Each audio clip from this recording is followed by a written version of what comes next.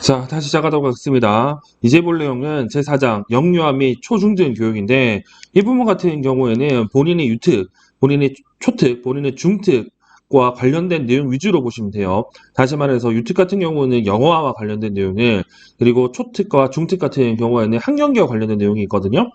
특히 중등 같은 경우에는 전공과 내용이 있어요. 그러면 본인 자격증에 맞게끔 관련 내용들을 보시면 좋을 것 같습니다. 그러면 제18조 장애 영화의 교육 지원이 나오죠. 이거 같은 경우에는 누가 보더라도 유특 내용이 위주로 이제 나온다고 알 수가 있겠죠. 자, 1. 만 3세 미만의 장애 영아의 보호자는 조기 교육이 필요한 경우 교육장에게 교육을 요구할 수 있다. 눈에 띄는 표현이 뭐냐면 교육장에게 요구할 수 있는 거예요. 알다시피 장애 영아 같은 경우에는 의무가 아니고 무상교육이잖아요. 그래서 내가 필요하다고 하면 얘기할 수 있어요. 2. 제1항에 따른 요구를 받은 교육장은 특수교육 지원센터의 진단평가를 기초로 만 3세 미만의 장애 영아를 특수학교에 유치한 거죠. 영아학급, 그리고 특수교육 지원센터에 배치할 수 있다고 돼 있죠. 우리가 알고 있는 특수교육 대상자 같은 경우에는 일반 학급, 특수학급, 그리고 특수학교에 배치할 수 있는데 장애 영아 같은 경우는 특수학교의 유치원 과정과 그리고 영아 학급과 특수교육 지원센터에 배치할 수 있다고 나와 있습니다. 그리고 원래 장애 영아 같은 경우에도 누가 보더라도 얘네들 같은 경우에는 발달이 늦기 때문에 이런 외부에 나가기가 힘들 수가 있어요. 즉 의료기관이나 복지시설 그리고 가정 등에 있을 경우에는 우리가 알고 있는 순회 교육을 제공할 수 있습니다. 그리고 국가 및 지방자치단체는 이러한 장애 영아를 위해서 교육을 개선하고 설비를 정비하기 위해서 노력해야 된다고 나와 있고요. 구체적 내용이 이렇게 시행령 언급이 돼 있죠.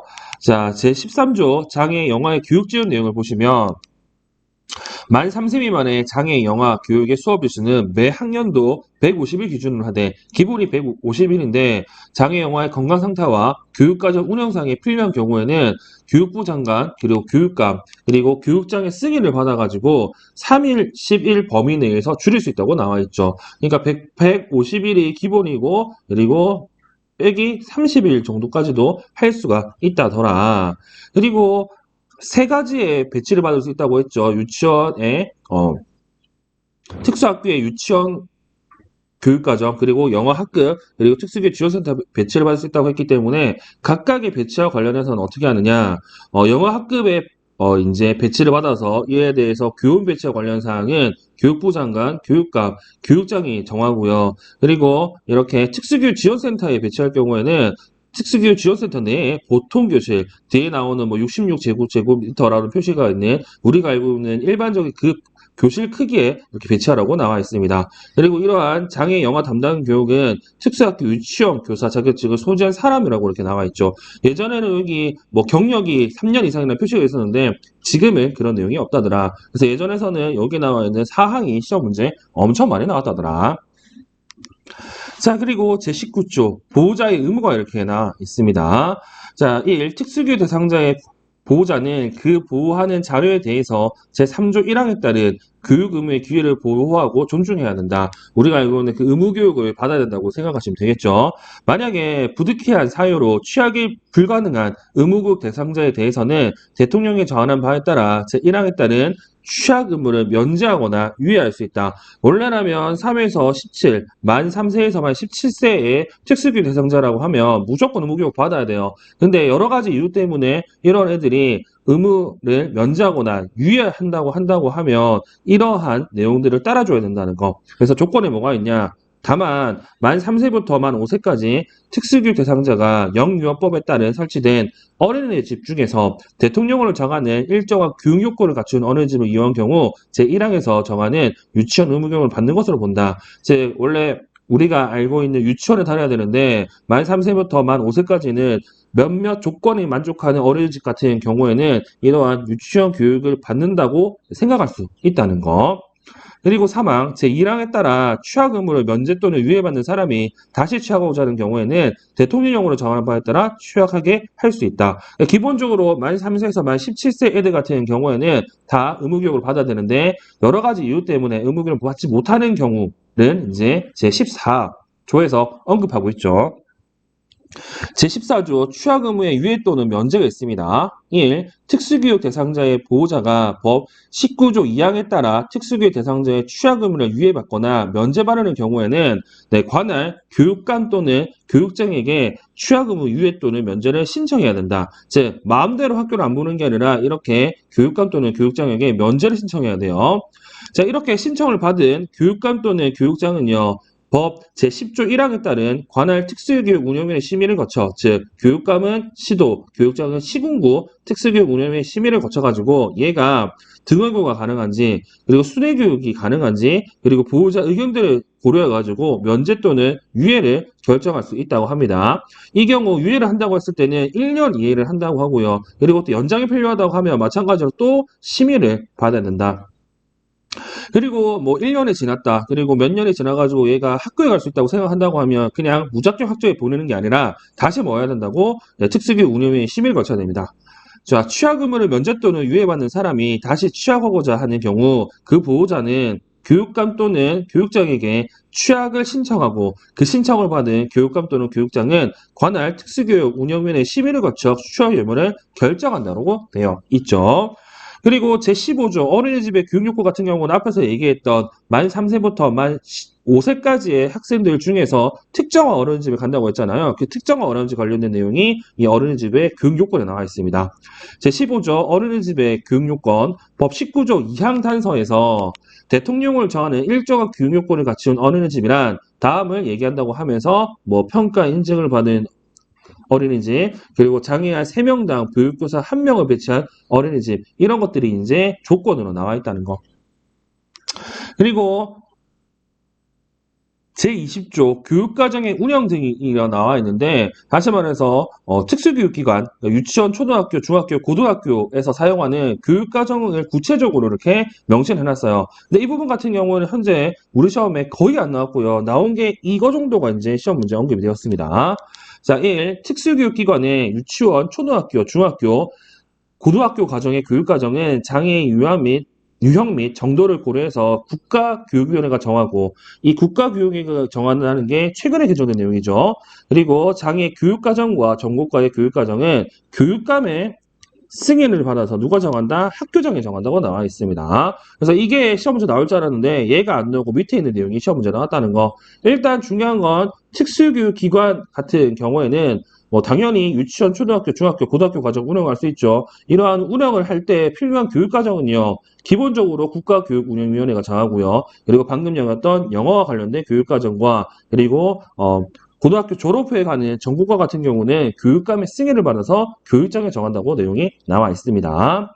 자, 이 특수교육기관의 장, 그리고 특수교육 대상자가 배치된 일반 학교의 장은요, 제1항에 따른 교육과정 범위 안에서 특수교육 대상자의 개인의 장애 유형과 정도, 연령, 현재 및 미래의 교육 요구 등을 고려해서 교육과정 내용을 조정해서 운영할 수 있다고 되어 있죠. 그래서 시험 문제는 여기 나와 있는 특수교육기관의 장 및 특수교육 대상자가 배치된 일반 학교의 장을 이제 시험 문제에 언급을 했다는 거. 그래서 일반적으로는 특수교육기관의 장 같은 경우에는 뭐 우리가 알고 있는 특수학교를 생각한다고 보시면 되고요. 그리고 특수교육 대상자 배치된 일반 학교장 같은 경우는 정말로 우리가 알고 있는 그러한 중학교, 고등학교 이런 것들을 생각하시면 될 것 같습니다. 그리고 특수학교장은요, 교육감의 승인을 받아서 이 유, 초, 중, 고 과정을 통합해서 운영할 수 있습니다. 현재 대부분 학교들이 이런 식으로 운영되어 있죠. 그리고 이를 조금 더 이제 구현 설명한 게 시행규칙 제3조의 2 교육과정 관련된 내용인데요. 이 내용 같은 경우에는 교육과정에서 좀 더 얘기를 할 거니까 이런 게 있다 정도만 보시고 한 번 정도 읽어보시면 됩니다. 자, 다음은 제21조 통합교육입니다. 자, 이 통합교육 같은 경우에도 이렇게 돼 있죠. 각급 학교의 장은 교육에 관한 각종 시책을 시행하는 경우 통합교육의 이념을 실현하기 위해서 노력한다라고 되어 있습니다. 그래서 중요한 건 이 각급 학교의 장이 훨씬 더 큰 개념이라고 했잖아요. 그래서 기본적으로는 웬만한 학교들은 다 해야 되는데 여기서 빠지는 게 하나가 있죠. 뭐가 빠진다? 네, 특수학교 같은 경우에는 일단 기본적으로 통합교육을 하려고는 하지만 하지 못한다는 것 정도 기억하시면 될 것 같고요. 따라서 여기 나와 있는 바로 특수교육 대상자를 배치받는 일반 학교장이라는 표현이 들어갔죠. 왜? 각각 학교장 같은 경우는 특수학교가 포함되기 때문에 이렇게 구체적인 내용을 설명할 때는 일반 학교장으로 얘기한다. 특수교육 대상자를 배치받은 일반 학교장은 교육과정의 조정, 지역인력의 배치, 학습 보조기의 지원, 교훈 연수 등을 포함한 통합교육을 수립 실행해야 된다고 나와 있죠. 여기서 이제 중요한 건 이 교육과정의 조정, 지원 인력의 배치, 학습 보조기의 지원, 교훈 연수 등을 포함한 통합교육계획을 수립 시행해야 된다고 나와 있습니다. 즉 무조건 여기 나와 있는 통합교육계획은 만들어야 된다. 그리고 이렇게 통합교육을 하기 위해서 일반학교장 같은 경우에는 특수학급을 설치 운영해야 되고요. 이 특수학급 설치 운영과 관련된 내용도 법으로 다 정해져 있다는 거. 그 법이 이제 여기 나와 있는 제16조 통합교육을 위한 시설 설비 등에 나와 있습니다. 자, 일반 학교장은 법 21조 2항에 따라 통합교육을 실시하는 경우 특수교육 대상자의 교내 이동이 쉽고 세면장, 화장실 등과 가까운 곳에 위치한 66제곱미터 이상의 교실에 특수학급을 설치해야 된다. 여기서 중요한 건 이 이동이 쉽고 세면장, 화장실에 가까운 데가 보통 학교장, 다시 말해서 교장실 옆이기 때문에 보통 특수학급들은 교장실과 가까운 곳에 있습니다. 그리고 이 관련해서 이 특수학급 같은 경우는 기본적으로 소위 말해서 보통 학급 수준의 66제곱미터 이상의 교실이어야 된다는 것 정도 기억하시면 되고요. 그리고 만약에 힘들 경우에는 이렇게 시도조례에 정하는 바에 따라서 44제곱미터 이상으로 조정할 수도 있다는 사실을 기억하시면 될 것 같습니다. 그리고 일반 학교장은요, 이렇게 특수학급만 만드는 게 아니라 특수학급에 배치해야 될 여러 가지 기기들이 있죠. 그 기기들도 갖춰야 됩니다. 법 21조 2항에 따라 통합학급을 실시하는 경우에는 배치된 특수교육 대상자의 선별, 연령, 장애의 유형 정도 및 교육 활동 등에 맞도록 정보 접근을 위한 기기, 의사소통을 위한 보안 대체기구 등의 교직교구를 갖춰야 된다고 나와 있죠. 그래서 눈에 띄는 내용이 여기 나와 있는 정보 접근을 위한 기기, 의사소통을 위한 보안 대체기구 등과 같은 교직기구가 있어야 된다는 것 정도 기억하시면 될 것 같습니다. 그리고 이러한 통합교육 하기 위해서는요, 통합교육을 위한 방법으로 얘기했던 개별화 교육이 나오는데, 이 개별화 교육 같은 경우에는 시험 문제가 엄청 많이 나옵니다. 자, 각급 학교 장이라고 이렇게 나와 있죠. 이 각급 학교 장 같은 경우에도 당연히 통합교육을 하기 위한 방법이라고 생각하시면 되는데, 물론 이 개별화 교육계획 같은 경우에는 특수학교에서 만듭니다. 근데 여기 나오는 것처럼 각급 학교장이라고 이렇게 표현이 되어 있죠. 그래서 특수학교도 포함된다고 정도 기억하시면 되겠죠. 자, 각급 학교장은 특수교육 대상자의 교육적 요구에 적합한 교육을 제공하기 위해서 보호자 특수교육 교원, 일반 교육 교원, 진로 및 직업교육 담당 교원, 특수교육 관련 서비스 담당 인력 등으로 구성되어 있는 개별화 교육지원팀을 만들어야 됩니다. 중요한 건 각급 학교장이 보호자 특수교육 교원, 일반 교육 교원, 진로 및 직업교육 담당 교원, 특수교육 관련 서비스 담당 인력을 포함해가지고 이걸 만들어야 돼요. 만들 때 어떻게 한다? 매 학기마다, 즉 6개월마다 특수교육 대상자에 대한 개별화 교육계획을 작성해야 됩니다. 그리고 이렇게 만들어진 개별화 교육계획 같은 경우에는 다른 학교로 전학하거나 또는 상급 학교로 진학할 경우에는 14일 이내에 이거를 갖다 줘야 돼요. 송부를 해야 돼요. 그리고 특수교사 같은 경우는 이런 걸 하기 위해서 어떻게 해야 된다고? 각 업무를 지원하고 조정하는 역할을 하고요. 이 구체적 내용이 이제 시행규칙 제4조에 이렇게 언급이 되어 있다는 것. 자, 시행규칙 제4조 개별화 교육지원팀의 구성을 본다고 하면 각급 학교의 장은 방금도 얘기했지만 이게 매 학기마다 지금 개별화 교육계획을 만들어야 되기 때문에 매 학년 시작일부터 2주 이내에 각각의 특수교육 대상자에 대한 개별화 교육지원팀을 구성해야 된다고 하죠. 다시 말해서 1년이 2학기가 있기 때문에 매 학년에 시작할 때 2주 이내에 특수교육 교육지원팀을 만들어야 되고요. 그리고 이게 뒤에서 보면 이제 14일이라는 용어도 나오거든요. 이거는 제가 보기에는 만들 때 잘못 만든 거고, 일단 이게 주일을 포함하느냐, 아니면 주말을 포함하느냐, 이것 때문에 14일, 2주 이렇게 포함하면 되는데, 일단 중요한 건 지금 법에서는 2주일에 있기 때문에 2주일이라고 기억하시면 됩니다. 그리고 2주 이내에 개별화 교육지원팀을 만든 다음에 매 학기 시작일부터 30일 이내에 개별화 교육계획을 작성해야 돼요. 매 학기이기 때문에 1년 동안 2번 만들어야 된다는 사실을 기억하시면 되겠죠. 그리고 이러한 개별화 교육계획에는 특수교육 대상자 인적 사항과 특별한 교육진을 필요한 영역의 현재 학습 수준, 그리고 교육 목표, 교육 내용, 교육 평가, 평가 계획 및 제공할 특수교육 관련 서비스 내용과 방법들이 포함되어 있어야 되고요. 시험 문제는 예를 엄청 많이 물어봅니다. 그리고 개별화 교육계획을 만들어 놓고 이제 시행을 하잖아요. 시행을 하면 각급 학교장은 매 학기마다 이 개별화 교육계획에 따른 결과를 어떻게 해야 된다고? 네, 평가를 하고요. 그리고 평가 내용을 특수교육 대상자 또는 보호자에게 통보하라고 이렇게 언급이 되어 있죠. 자, 그리고 방금도 개별화 교육계획에 나와 있듯이 진로 및 직업교육 담당 교원이 들어가 있잖아요. 그래서 얘네들은 중학교와 고등학교부터 만드는데 제23조 진로 및 직업교육의 지원 내용을 보시면 1. 중학교 과정 이상의 각급 학교의 장은 중학교 과정 이상의 각급 학교장은 특수교육 대상자의 특성 및 요구에 따른 진로 및 직업교육을 지원하기 위해서 직업평가, 직업교육, 고용지원, 사후관리 등의 직업 재활훈련과 그리고 일상생활 적응 훈련, 사회 적응 훈련 등의 자립생활 훈련을 실시해야 됩니다. 그리고 실시하기 위해서는 따로 진로 및 직업 담당 전문 인력을 두어야 된다고 명시하고 있죠. 즉, 진로 및 직업교육 같은 경우에는 직업 재활 훈련과 자립생활 훈련이라고 하는데 각각의 구체적인 내용들이 이렇게 언급이 되어 있고요. 이걸 하는 전문적인 인력이 따로 있습니다.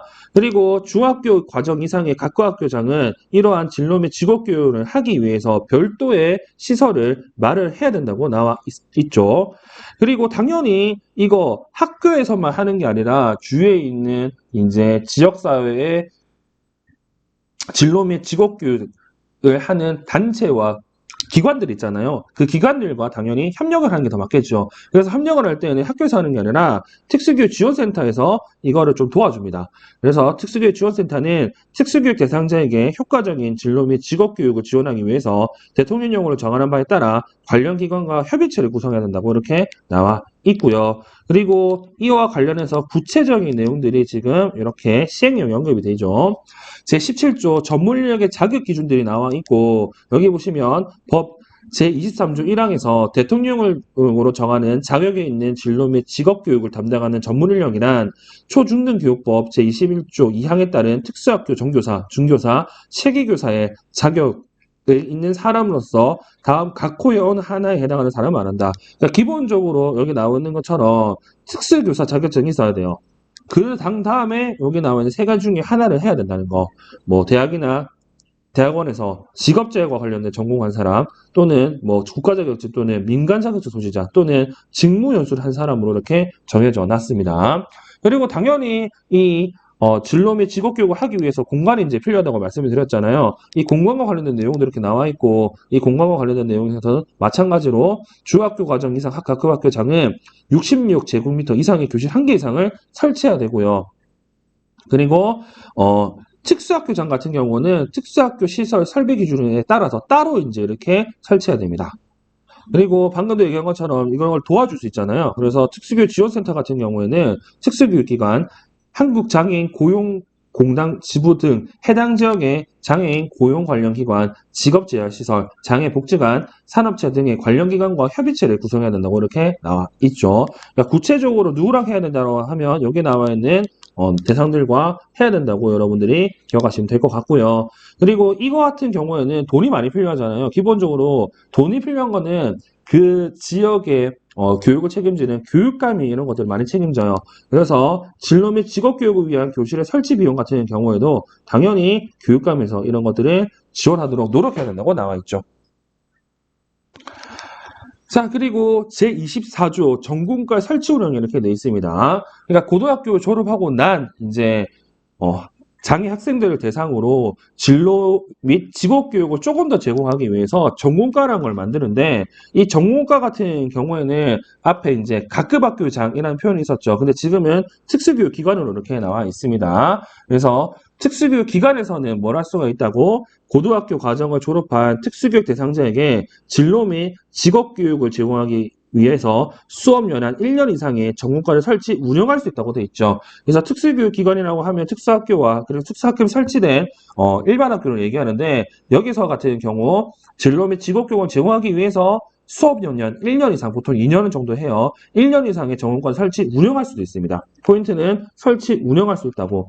근데 이렇게 되면 설치를 안 할 거잖아요. 그래서 교육부 장관과 교육감은요, 대놓고 지정할 수 있습니다. 지역별 또는 장애 유형별로 전공과를 설치할 교육기관을 지정할 수 있고요. 그리고 전공과를 설치한 각급 학교 같은 경우에는 이걸 통해서 학점 인정도 받을 수 있다고 하고 이 구체적 내용이 이렇게 시행령으로 언급되어 있죠. 제19조 전공과 설치 운영과 관련해서 법 제24조 1항에 따른 전공과를 설치 운영하는 특수교육 기관의 장은 66제곱미터 이상의 전공과 전용교실 1개 이상을 설치해야 된다고 되어 있습니다. 그리고 이 설비 기준 같은 경우는 교육감이 정하고요. 전공과를 설치한 교육기관의 장 같은 경우에는 그 설치 목적을 달성하기 위해서 현장 시스템이 포함된 직업 교육 계획을 수립해야 된다고 나와 있죠. 그래서 개별화 교육 지원처럼 여기 나와 있는 직업 교육 계획도 따로 만들어야 된다는 거. 그리고 이렇게 전공과를 설치한다고 했을 때는 어떻게 한다? 교육감을 승인을 받아가지고요. 수업 영향과 학생 선발 방법을 결정할 수 있고요. 그리고 이거는 전공과가 설치한 교육기관의 장이 정한다고 되어 있죠.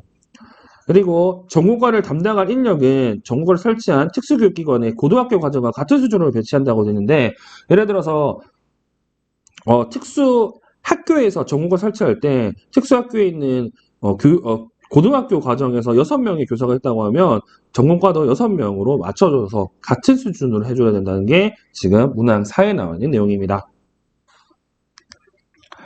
자, 다음 25조 순회교육이죠. 여기서 이제 제일 중요한 내용이 나옵니다. 현재 이 순회교육 같은 경우에는 코로나 이후에 이제 원격 교육 등을 하기 위해서 이 순회교육 관련된 부분이 엄청 많이 개정이 되었거든요. 그래서 이 부분 같은 경우는 엄청 중요하다고 생각하시고 관련 내용들을 잘 보시면 좋을 것 같아요. 자, 특수교육 대상자 같은 경우에는 학교에 올 수 있는 애들도 있지만 못 오는 애들이 있어요. 장애 정도와 특성에 따라서. 그들을 위해서 할 수 있는 게 순회교육이고요. 이 교육장 또는 교육감은 일반 학교에서 통합교육을 받고 있는 특수교육 대상자를 지원하기 위해서 일반 학교 및 특수교육 지원센터에 특수교육 교육 및 특수교육 관련 서비스 담당 인력을 배치해서 순회교육을 실시해야 된다고 나와 있죠. 즉, 통합교육을 받고 있는 애들을 위해서 순회교육을 할 수도 있고요. 또는 교육부 장관 또는 교육감은 장단기 결석이 불가피한 특수교육 대상자를 위해서 순회교육 또는 원격 수업을 실시해야 된다고 나와 있죠. 자, 여기서 중요한 건 통합교육은 교육장과 교육감이, 순회교육은 교육부 장관과 교육감이 책임지고 이 순회교육과 원격 수업을 실시한다고 나와 있고요. 마찬가지로 교육부 장관과 교육감 같은 경우 이동이나 운동 기능의 심한 장애로 인해서 각급 학교에서 교육을 받기 곤란하거나 불가능해서 복지시설, 의료기관 또는 가정에 거주하는 특수교육 대상자의 교육을 위해서 필요한 경우 순회교육을 실시해야 된다고 나와 있죠. 즉 순회교육 할 수 있는 경우가 세 가지가 나와 있고 이 세 가지를 물어봤던 게 최근에 초등 교준호술 내용이었습니다. 그래서 기본적으로는 장단기 결석에 불가피한 경우 순회교육, 그리고 이동이 불가능해서 교육을 받거나 불가능한 경우에는 특히 복지시설, 의료기관, 가정에 거주하는 경우에는 여기로 순회교육을 할 수 있고요. 그리고 통합교육을 받기 위해서도 또는 받는 사람을 위해서 순회교육을 할 수 있다는 사실을 기억하시면 되겠죠. 그리고 최근에 바뀐 게 이 내용이죠. 교육장 또는 교육감은 순회교육을 실시하기 위해서 의료기관 및 복지시설 등에 학급을 설치, 운영하고 이에 필요한 담당 교육을 배치하는 등 필요한 교육적 조치를 강구하며 학생들의 원만한 학교로 복귀할 수 있도록 심리 정서 지원을 해야 된다고 되어 있죠. 다시 말해서 복지시설, 의료기관, 가정에 있는 애들 같은 경우에는 이게 힘들잖아요. 그래서 아예 복지시설과 의료기관 같은 경우는 이렇게 학급을 만들 수 있고, 그리고 학급을 만든다고 했을 때는 이러한 심리 정서 지원을 해야 된다는 내용이 언급되어 있습니다. 그리고 만약에 이렇게 의료기관이나 그리고 복지시설에 학급을 만든다고 하면 당연히 공립수준으로 만들어야 되잖아요. 그 내용이 문항 5에 나와 있죠. 그래서 5항을 보면 국가 및 지방자치단체는 제4항에 따라 학급이 설치 운영 중인 의료기관 복지시설 등에 대해서는 국립 또는 공립 특수교육기관에 수준으로 교육을 줄 수 있도록 대통령령을 정안에 따라 행정적 그리고 재정적 지원을 해야 된다고 나와 있고요. 그리고 이 순회교육과 그리고 원격 수업 같은 경우는 당연히 학교 오는 것보다 수업 실수가 작을 거예요. 그와 관련된 내용이 지금 이렇게 시행령에 언급이 되어 있습니다.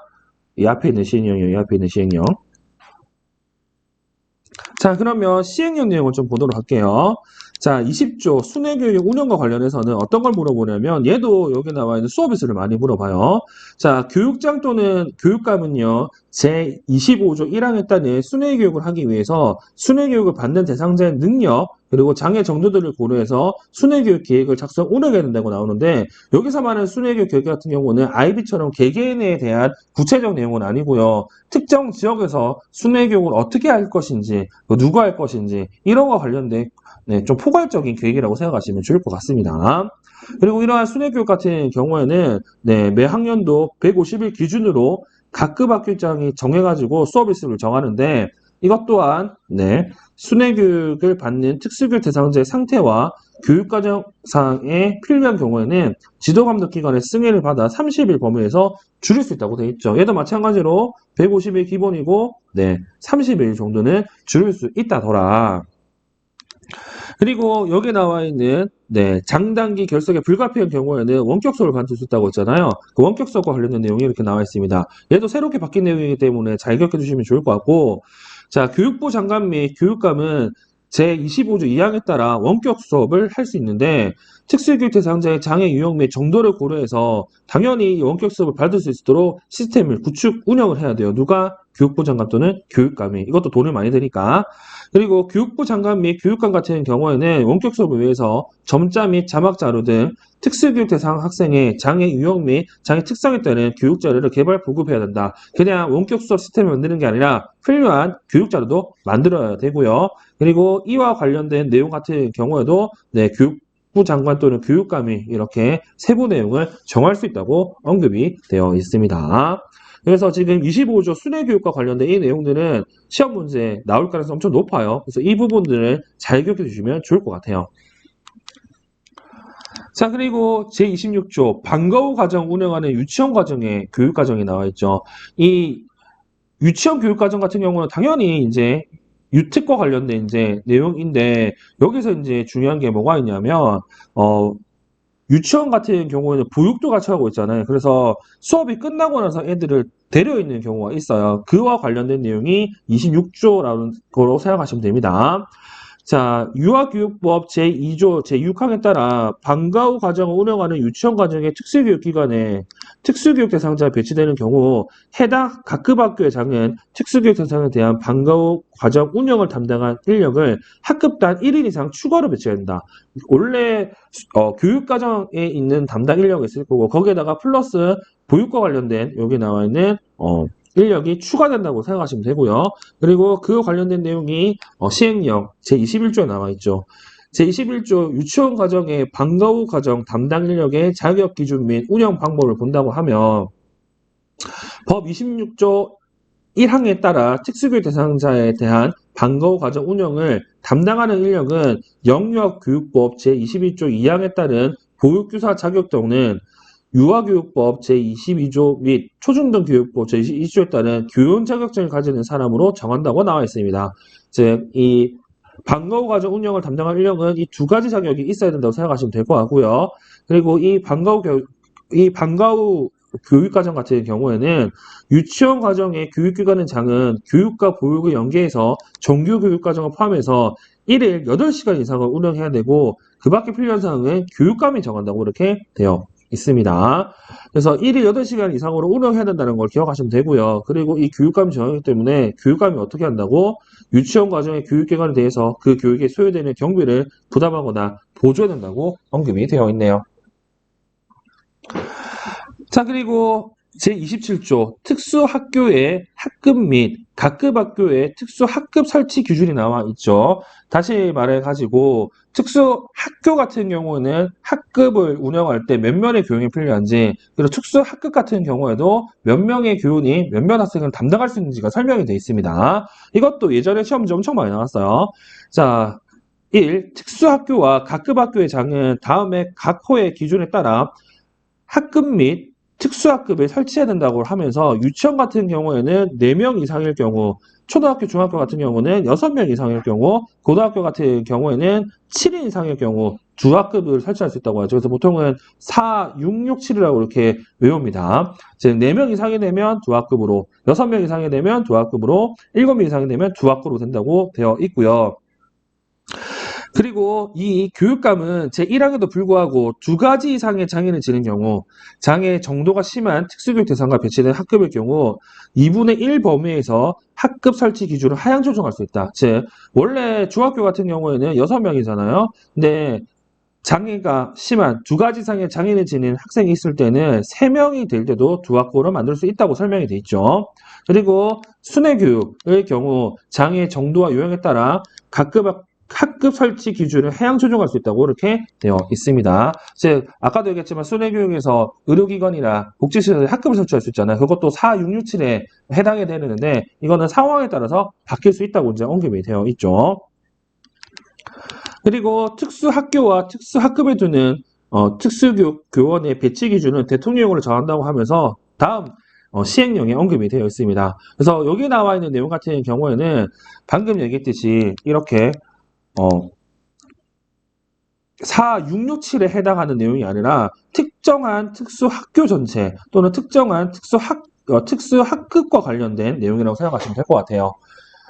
그래서 특수학급 및 특수학교에 두는 특수교육교원의 배치 기준이 나와 있는데 이 배치 기준 같은 경우에는 말 그대로 특정 시도 교육청에서 이제 몇 명의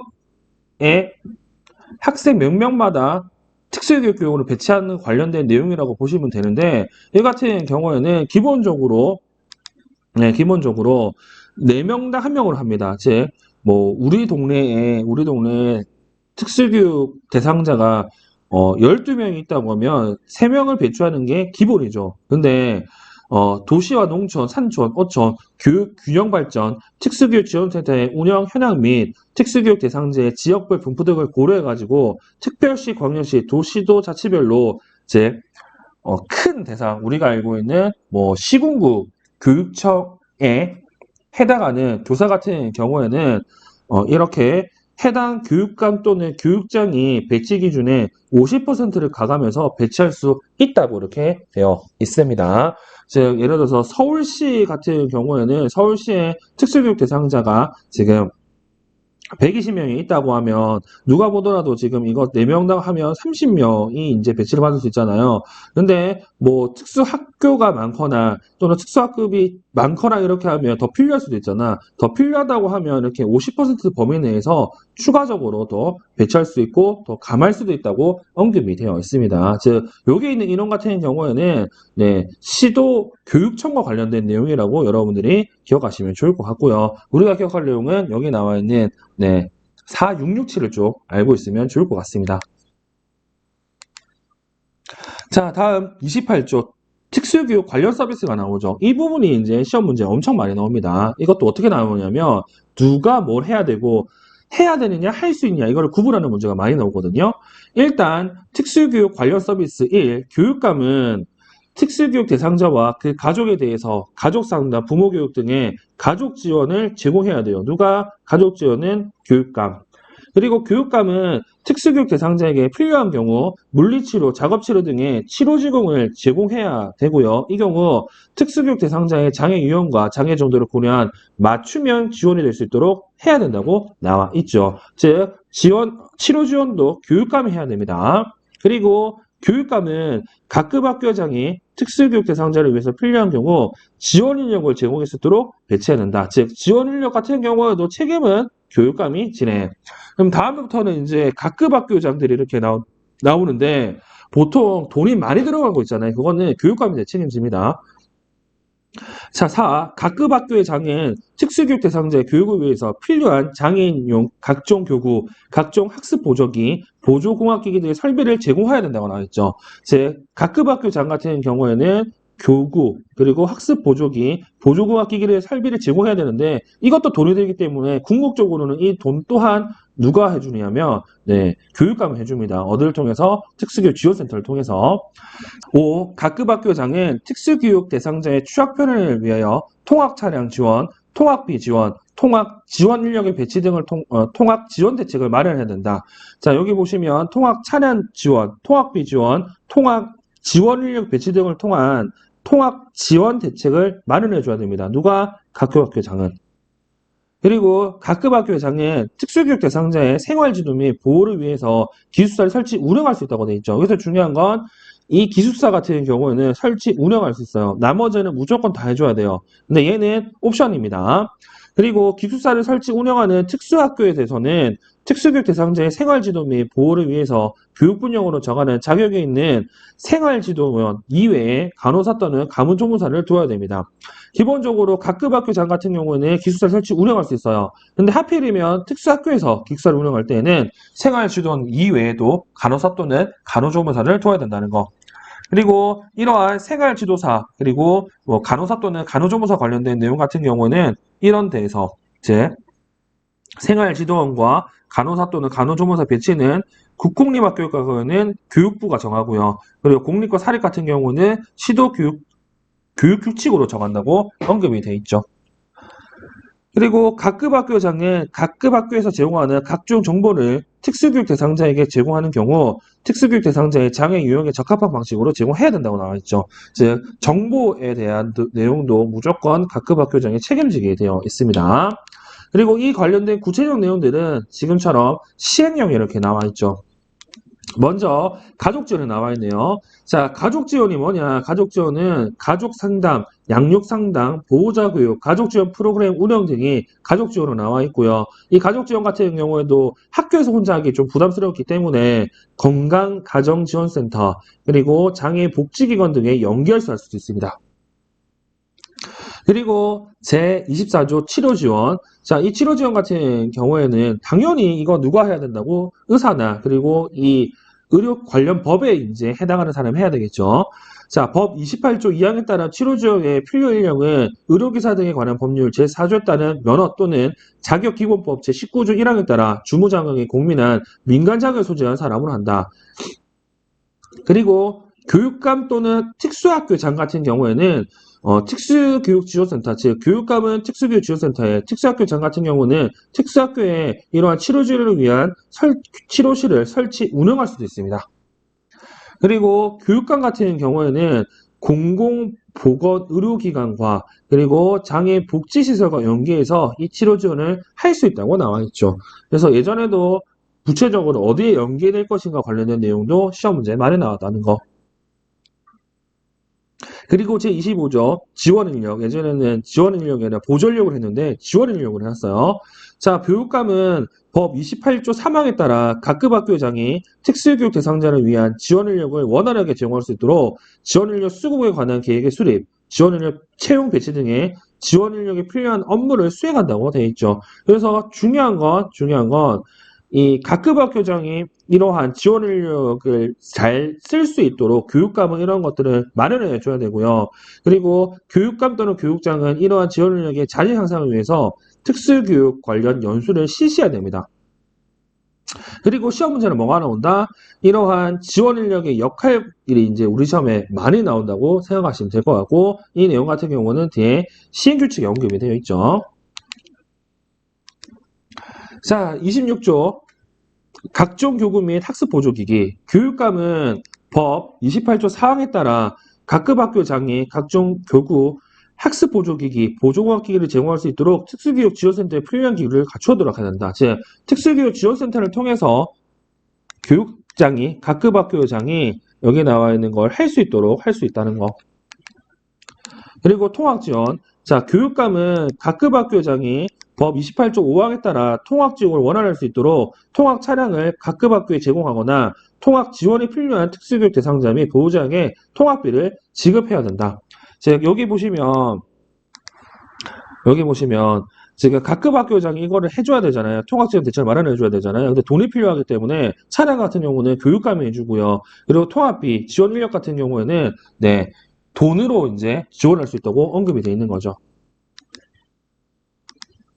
그리고 각급 학교장은 특수교육 대상자가 현장 체험학습, 순환회 등 학교 밖 활동에 참여할 수 있도록 조치를 취해야 된다고 이렇게 나와 있습니다. 예를 들어서 뭐 이동이 필요할 때는 이동과 관련된 조치를 해줘야 되고 뭐 이런 것들이 지금 각급 학교장이 해야 될 역할로 설명이 되어 있습니다. 그리고 제28조 기숙사의 설치 운영과 관련했는데 이 같은 경우 이제 각급 학교장은 기숙사를 설치 운영할 수도 있잖아요. 한다고 했을 때는 돈이 있다고 하면 이렇게 예산 범위에서 부담하거나 보조할 수 있어요. 됐죠? 그리고 이 구체적 내용 또한 시행규칙 언급이 되어 있습니다. 그리고 제29조 기타 특수교육 관련 서비스 제공이 나오는데 이거 말고도 기타 특수교육 관련 서비스라고 해가지고요. 뭘 할 수 있냐?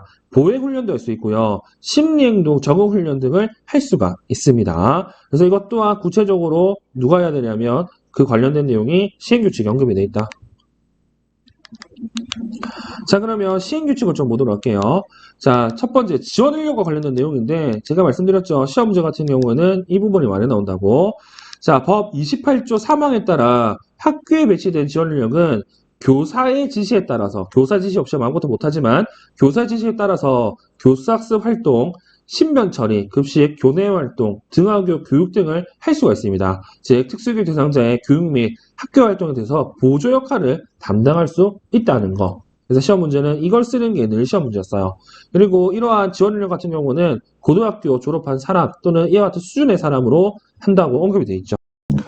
제6조 생활지도원의 자격 및 배치 기준을 살펴보도록 하겠습니다. 앞에서 넘어간 것처럼 각급 학교의 장 같은 경우에는 기숙사를 설치 운영할 수 있는데 이 중에서 특수학교에서 기숙사를 운영하기 위해서는 생활지도원을 둬야 되겠죠. 이 생활지도원과 관련된 구체적인 자격 요건들이 이렇게 언급이 되어 있습니다. 내용을 살펴보시면요. 일단 초중등 교육법에 이 자격 기준이 해당하는 사람과 그리고 고등학교를 졸업한 사람 또는 이와 같은 수준 이상의 학력이 있다고 인정되는 사람 중에서 이렇게 물리치료나 작업치료, 사회복지사, 보육사 자격증이 있는 사람들을 생활지도원으로 줄 수 있다고 설명이 되어 있습니다. 그리고 이러한 특수학교 중에서 국립학교 같은 경우에는 이 생활지도원을 5명마다 1명 이상 배치해야 한다고 이렇게 언급이 되어 있고요. 다시 말해서 뭐 4명까지는 1명이지만 뭐 10명, 15명, 20명 같은 경우에는 2명, 3명, 4명 이렇게 늘어나야 한다는 뜻이고 그리고 시각장애와 청각장애 같은 경우에는 소위 말해서 다른 장애보다 손이 좀 덜 가는 그리고 지원을 덜 해주는 장애 같은 경우에는 중학교 및 고등학교 과정 경우에는 7명마다 1명씩 배치할 수 있다고 언급이 되어 있죠. 그리고 국립학교 기숙사 같은 경우에는 생활지도원 말고도 이렇게 간호사 등을 배치해야 되는데 이 간호사 같은 경우에는 기본적으로 1명입니다. 1명 이상을 둬야 되는데 50명을 초과하면 50명마다 1명 이상을 추가로 배치한다고 나와 있죠. 즉 49명까지는 1명이고 그리고 100명, 150명 같은 경우 뭐 2명, 3명 이런 식으로 추가적으로 배치해야 된다고 설명이 되어 있습니다. 자, 그리고 5장 고등교육이 나오는데 4장 같은 경우에는 시험 문제 엄청 많이 나오고요. 5장 같은 경우에는 유초 같은 경우 시험 문제 한 번도 언급된 적이 없고 중등 같은 경우에는 예전에 선택형에서 딱 한 번 언급된 적이 있습니다. 따라서 이 내용 같은 경우에는 물론 이게 최근에 개정된 내용이긴 하지만 우선순위에서 조금 뒤로 밀어두시고요. 앞에 나와 있는 내용들을 위주로 보시고 추가적으로 이 5장 고등교육 부분을 좀 보시면 좋을 것 같아요. 그래서 수업도 그렇게 진행하도록 하겠습니다. 자, 29조 특별지원위원회를 보도록 하겠습니다. 이 특별지원위원회는 대학의 장이 설치 운영해야 되고요. 쉽게 얘기해서 대학에 다니는 특수교육 대상자를 어떻게 지원할 것인지 그와 관련된 내용들을 심사 결정하는 곳이라고 생각하시면 될 것 같습니다. 그리고 이러한 특별지원위원회 같은 경우에는 장애 학생이 10명 이상일 경우에는 무조건 운영해야 되고요. 그리고 10명 미만일 경우에는 이렇게 지원부서 또는 정단 직원을 두도록 했습니다. 그리고 제30조 장애 학생 지원센터 같은 경우 그들을 구체적으로 어떻게 지원할 것인가 관련된 내용이거든요. 그래서 이 장애 학생 지원센터 같은 경우에도 설치 운영을 해야 됩니다. 그리고 얘도 마찬가지로 일정 이상의 사람이 돼야 되는데 그 일정 인원은 9명 이상이라는 거. 그리고 위에 있는 내용과 마찬가지로 9명이 안 될 경우에는 이렇게 장애 학생 지원 부서 또는 전담 직원을 두고요. 그리고 이 장애 학생 지원센터 같은 경우에는 개개인의 장애 학생 지원기를 수립하고 그 사실을 장애 학생들에게 알려야 된다고 언급이 되어 있죠. 그리고 제30조 이 개인별 교육 지원 계획, 방금도 얘기한 것처럼 이 장애학생 지원센터 같은 경우에는 학생이 개인별 수요를 조사해서 이 개인별 교육 지원 계획을 만들어야 되고요. IP와 같이 이렇게 매 학기에 만들으라고 언급이 되어 있습니다. 자, 그리고 제31조 편의 제공이 있고요. 이 편의 제공 같은 경우는 말 그대로 이 장애 학생이 학교를 다니면서 교육 활동의 편의를 위해서 몇 가지 제공받는 것들을 이렇게 언급을 해 두었는데 그게 뭐 학습 보조기기 그리고 보조화 기기 등의 물적 지원이고 그리고 교육 지원 인력 배치 등의 인적 자원이고 취학 편의 지원, 정보 접근 지원 그리고 편의 시설 설치 지원 그리고 특별 지원위원회에서 정하는 사항에 대한 지원 이런 식으로 언급이 되어 있습니다. 그중에서 이 정보 조건 지원과 관련해서 제32조 수업 중 활용하는 영상물의 편의 제공이라고 해서요. 이렇게 시각장애인을 위해서 화면 장면이나 자막 등과 같은 화면 해설이 필요하고 그리고 청각장애인들을 위해서 이렇게 폐쇄 자막이 필요하고 그리고 청각장애 학생들을 위해서 한국 수업 통역이 필요하다고 이렇게 언급이 되어 있습니다. 그리고 이런 것들과 관련해 가지고요. 당연히 장애학생 지원센터에서 이런 것들을 다 제공해 줘야 되겠죠. 그리고 제32조 학칙 등의 작성 내용을 본다고 하면 말 그대로 학칙에 장애 학생을 위한 지원 내용이 포함되어 있어야 된다는 뜻이고요. 그리고 제33조 장애인 고등교육지원센터 같은 경우에는 교육부 장관이 대학에 재학하는 장애 학생들의 통합적 지원을 위해서 이러한 장애인 고등교육지원센터를 설치하거나 지정해야 된다고 언급이 되어 있네요. 5장 같은 경우에는 특별히 여러분들이 뭐 구체적으로 기억할 내용은 없지만 그래도 이게 최근에 바뀐 내용이기 때문에 중등 같은 경우에는 추후에 이 내용을 좀 살펴보시는 게 좋을 것 같고요. 시험 문제에 요즘에 좀 많이 나오는 제6장 보침 및 벌칙을 좀 보도록 하겠습니다. 자, 제6장 보침 및 벌칙 같은 경우에는 지금까지 1장에서 5장까지 구체적으로 뭘 해야 된다고 명시를 했잖아요. 만약에 이게 안 지켜졌을 때 어떤 식으로 이런 것들을 해결할 거고 어떤 식으로 벌을 줄 것이와 관련된 내용을 살펴보시면 됩니다. 제35조 같은 경우에는 대학과 관련된 내용이기 때문에 마찬가지로 그냥 이런 게 있다라는 거 정도 넘어가고 우리는 제36조 고등학교 과정 이하의 심사 청구를 좀 보도록 할게요. 자, 고등학교 과정 이하 심사 청구 내용을 살펴보시면 특수교육 대상자 혹은 그 보유자가 교육장, 교육감, 가끔 학교 장에게 이의가 있을 경우 시군구 특수교육위원회 또는 시도특수교육위원회에 심사 청구를 할 수가 있습니다. 즉 특수교육 대상자 또는 보호자는요, 교육장, 교육감, 가끔 학교 회장에서 뭔가에 대한 불만이 있을 경우 해당 특수교육 운영위원회에 심사 청구를 할 수 있는데 어떤 내용으로 심사 청구를 할 수 있냐? 자, 특수교육 대상자 선정과 관련해서 또는 교육 지역 내용의 결정 사항에 대해서 또는 학교에서의 배치 또는 부당한 차별과 관련된 내용에서 불만이 있을 경우, 이의가 있을 경우 심사 청구를 할 수가 있습니다.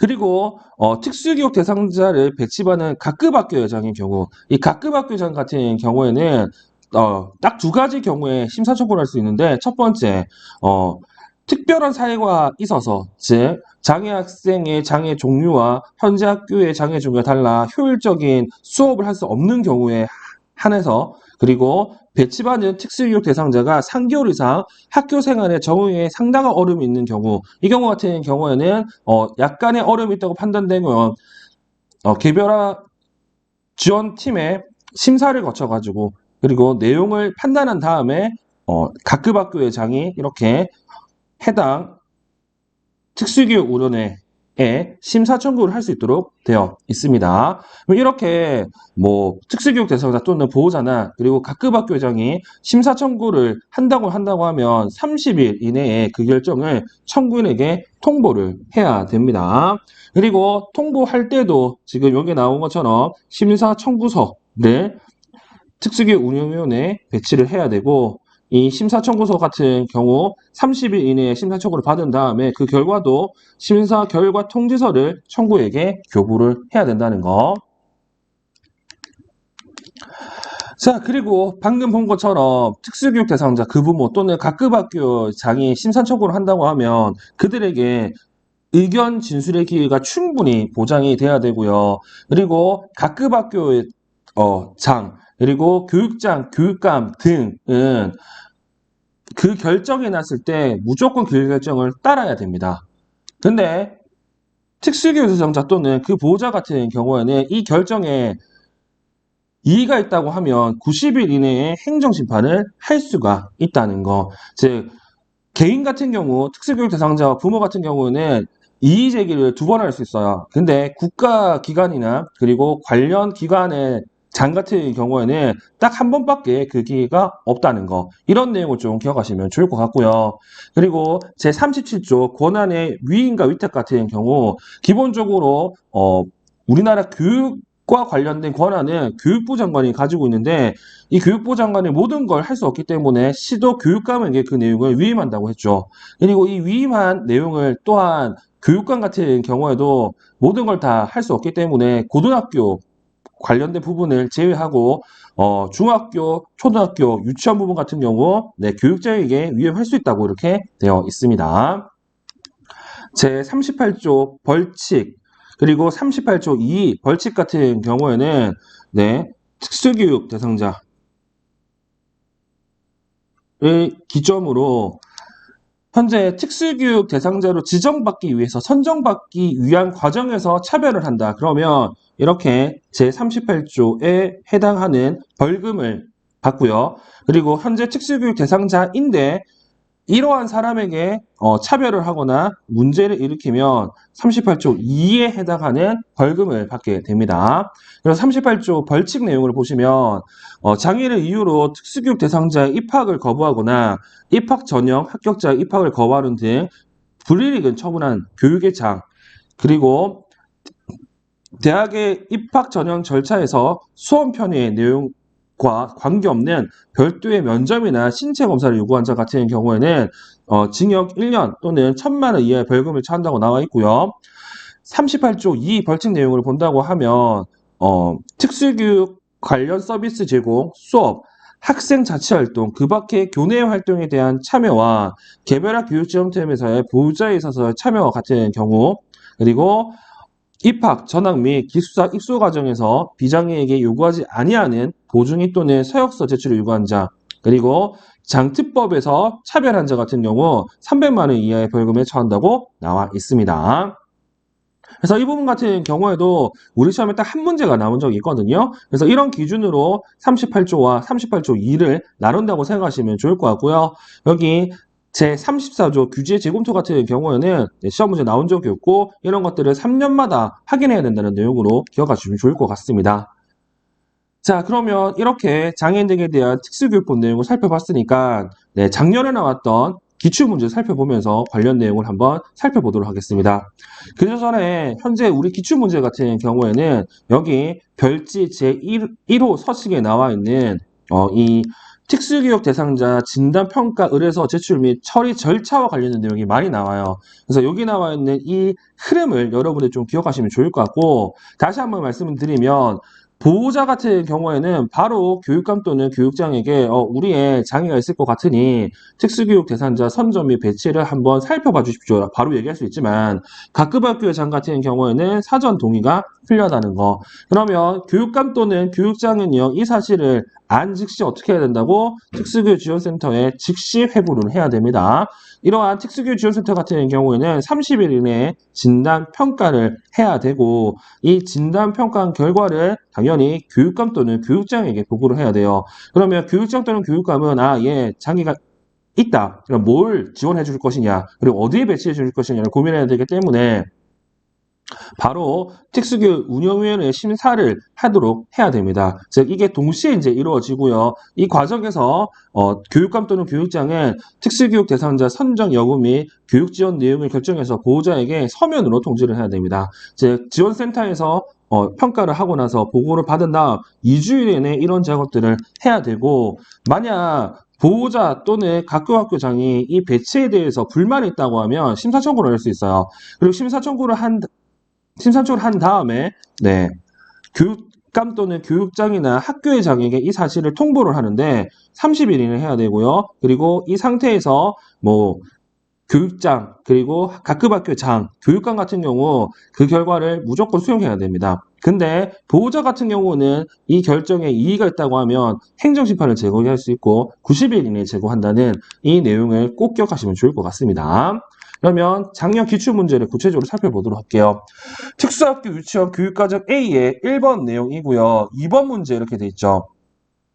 자, 가의 니은과 디귿 내용 중 잘못된 부분을 각각 바르게 고쳐 쓰시오. 니은, 장애인으로 등록되어야 특수교육지원센터에 진단평가를 의뢰할 수 있어요.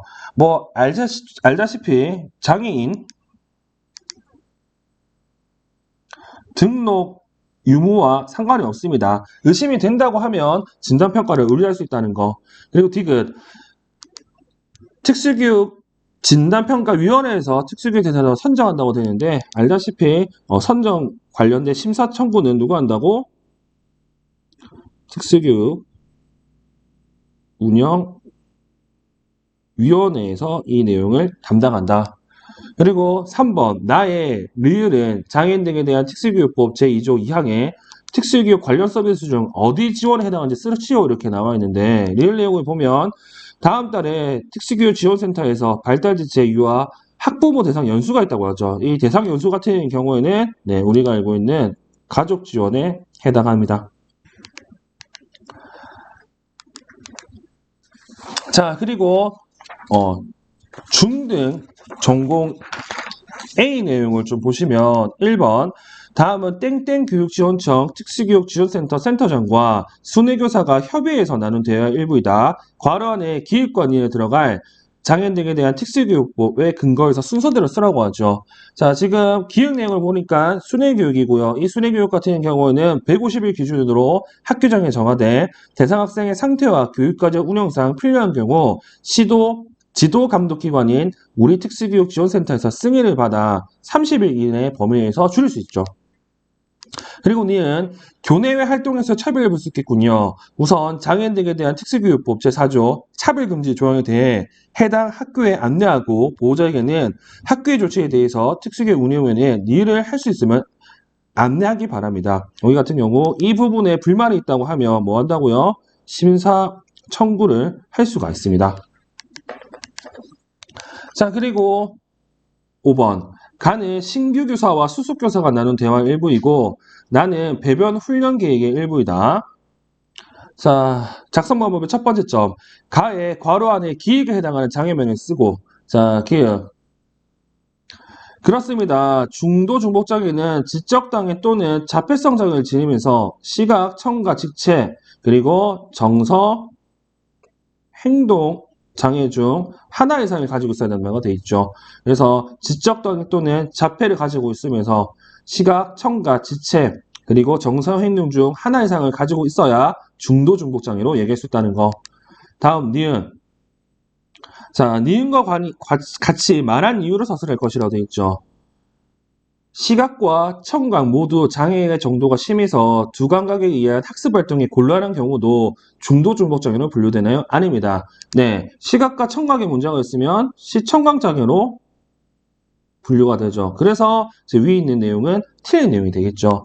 이게 작년에 나왔던 장애인 등에 대한 특수교육법과 관련된 기출문제고요. 이 기출문제들을 살펴보시면 소위 말해서 개정된 내용도 있고 지금까지 계속 나온 내용도 있거든요. 따라서 우선적으로 먼저 봐야 될 게 뭐냐면 지금까지 시험 문제 많이 나왔던 부분을 살펴보시고요. 그리고 추가적으로 개정된 내용을 보시면 조금 더 효율적으로 공부할 수 있을 것 같아요. 그래서 오늘은 여기까지 진행하도록 하겠습니다.